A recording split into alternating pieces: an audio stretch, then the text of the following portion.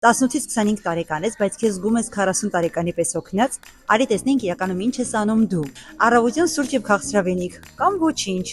կեսօրին արագ սնունդ, երեկոյան ինչ պատահի։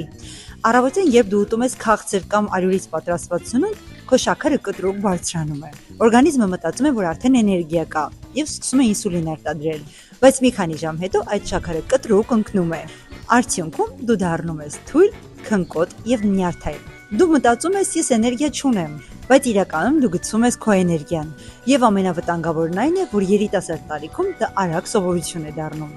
Եթե ուզում ես կայուն էներգիա, կատարիր փոփոխություններ սննդընդունումներիդ մեջ։ Առավոտյան նախաճաշիր սպիտակուցային սնունդով, որտեղ կան նաև վիտամիններ, հանքանյութեր, բջջանյութ եւ իհարկե քիչ քանակությամբ շաքար։ Այն կօգնի չբարձրացնել եւ չիջացնել շաքարի մակարդակը, այլ կօգնի ունենալ կայուն էներգիա։ Եթե ուզում ես կազմեմ քեզ համար պարզ եւ աշխատող սննդակարգ, գրիր մեկնաբանությունում սնունդ բառը։